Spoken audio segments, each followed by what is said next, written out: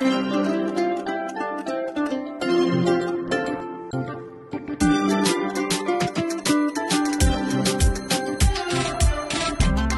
if you made an investment in tents recently, you're probably doing really well. And what if this is just a big conspiracy by the big camping industry?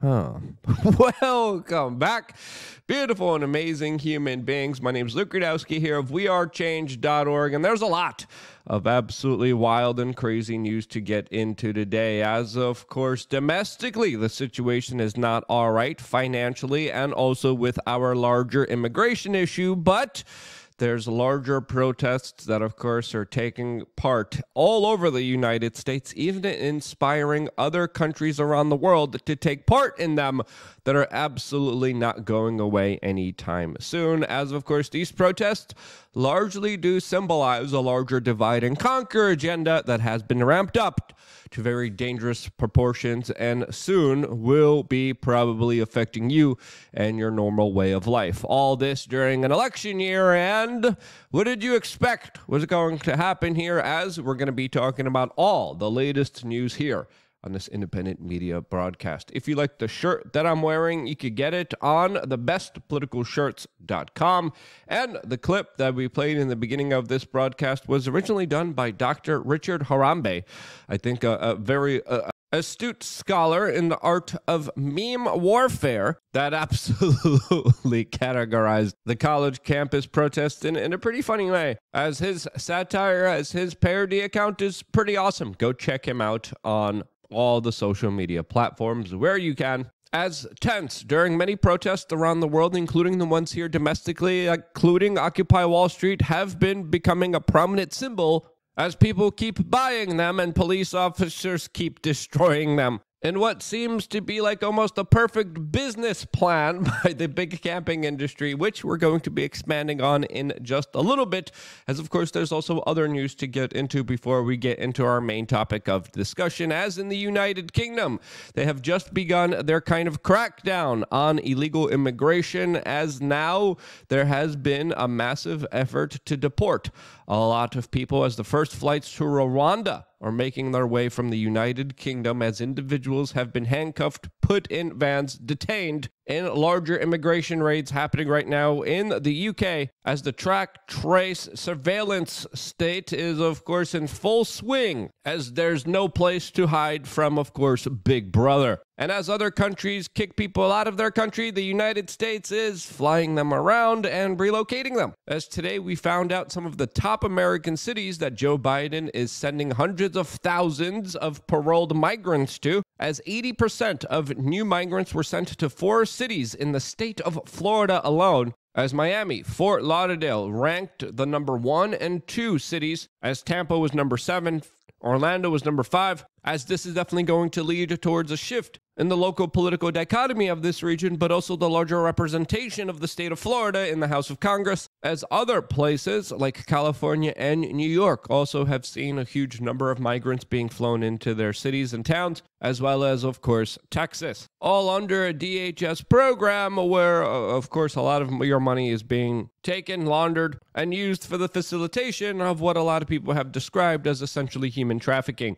This, as of course, is not just the Democrats letting you down, it's also the House Republicans under the leadership of Mike Johnson, who passed warrantless spying, omnibus spending bills, defense spending bills for countries in the Middle East, for countries in Europe, for countries in Asia, that essentially have America putting the down payment on the future of conflict in those regions, as today Congresswoman MTG unveiled her plan to force a vote on the ouster of Mike Johnson, the current Speaker of the House, that essentially has pushed a larger Democratic agenda all through a Republican majority rule in Congress, as more and more people are saying that he is acting on behests of the Democratic Party and not his own political base that many people accuse him of abandoning. This as we also move ever so close to a cashless society that, of course, will track, trace, and database you along with central bank digital currencies and digital identification systems, as the general public are looking at odds with each other, hating each other for their own physical and cultural differences that the elites play up on, as the ideological divide between high school girls and boys is highlighted by this graph. highlighting how the genders are at odds with each other more and more, as almost as if there's kind of a deliberate agenda to push people against each other. So, of course, they bicker on petty differences rather than see the true cause of all of their problems in their lives. I wonder how that works. As, of course, you still have the ability to speak out against a lot of this nonsense by checking out our t-shirt store and becoming a person who isn't afraid to be a part of the conversation, which you could do right now by checking out our Teespring store, which has a lot of really cool t-shirts out there, sweaters, tank tops, women's shirts, you name it. We have it on our Teespring store, which is going to be linked in the description down below, as now we have promo code WRC10 at checkout that gives you 10% off of your order.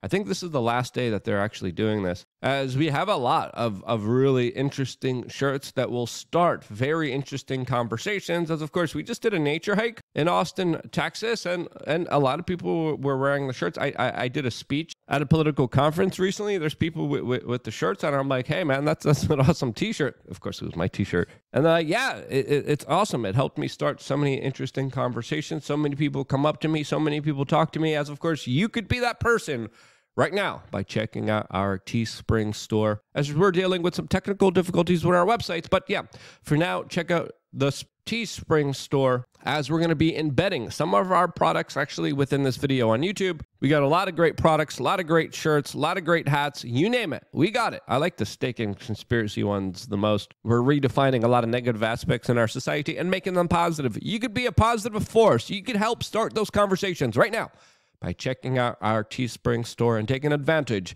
of the promo code WRC10 at checkout, 10% off of your order, which I think ends at the end of today. So definitely go check that out, as it looks like there's a lot of chaos and division being sown in our society regarding a lot of the protests happening right now on campus universities all throughout the United States that are protesting the United States' involvement in a conflict in the Middle East right now, as one side of the conflict is represented by protesters who are calling for this conflict to end, who are calling for the United States to stop supporting this conflict. And they decided to, of course, address these concerns by occupying woke leftist campus universities that have created their larger ideological preferences, disrupting classes, disrupting tests, disrupting graduations, as the state now has moved into many of these college campuses and arrested the students for disrupting the woke mind virus hives that they all came out of. This, as in New York City, hundreds of police officers used Bearcats and an overwhelming force of police officers that stormed a building on Columbia University and arrested students who were occupying it. As in New York, it doesn't look like anyone was seriously hurt or injured during the proceedings, even though there was some glass broken that has been portrayed on right-wing media organizations in so many different dramatic ways. As in California at UCLA, there are individuals saying that the situation has denigrated to full-blown anarchy, which of course I would disagree with, as of course there was clashes between protesters from different political ideologies. There were a number of people seriously injured as items were being thrown. People were engaging in conflict with each other as left-wing and right-wing protesters clashed, as police officers kind of walked away from the situation and decided not to be involved in it. This, as some right-wing media personalities like Alex Jones came out and said that this is, quote, the start of a civil conflict in 2024. As in other parts of the country, like in southern Florida, police officers deployed tear gas against these protesters. And in other places, there was larger kind of symbolic battles over flagpoles and flags, as young students were also seen holding up the American flag, so of course it wouldn't hit the floor. Now, Donald Trump has come out and actually claimed that these protesters are being paid to be there, that they're, quote, paid agitators, professional agitators, and that there's some kind of larger organized plot here, even though there is one billionaire that a little bit of money is tied into some of these protests that even Snopes officially kind of confirmed. But I think it's fair to say, especially with the radicalization that happens at college campuses, that these students, these protests are somewhat organic, somewhat natural, And even though the right-wing media is trying to overwhelmingly point them as extremely violent and dangerous, and there have been some individuals that have been hurt, there have been some individuals that have had their property taken, some individuals that have been stopped from being able to move from one place to another, overwhelmingly, if you compare these protests to what happened 4 years ago during the last election cycle, these protests are incredibly peaceful compared to them when police officers literally bent the knee and went to the ground in response to them, as this response against mainly university students is being criticized by some individuals who don't like to see an overreach of the state powers. Now, Donald Trump's kind of criticism of this protest comes with him literally criticizing the prime minister of the country that's being protested right now, Benjamin Netanyahu, that he kind of alluded to in the latest interview that he did with Time magazine, that the prime minister of that country knew that attacks that started this entire conflict were well known by Benjamin Netanyahu, that Donald Trump alluded to, allowed the attacks to happen. This, as the United States is getting more and more involved in this conflict, as they are quietly building and expanding their base outside of Israel, as they are constructing a classified U.S. base on the coast of Gaza, which could very soon lead to a situation where the United States is involved in this conflict, as they already are on many levels. They're financing this conflict. They're giving one country all the military arms to fight this conflict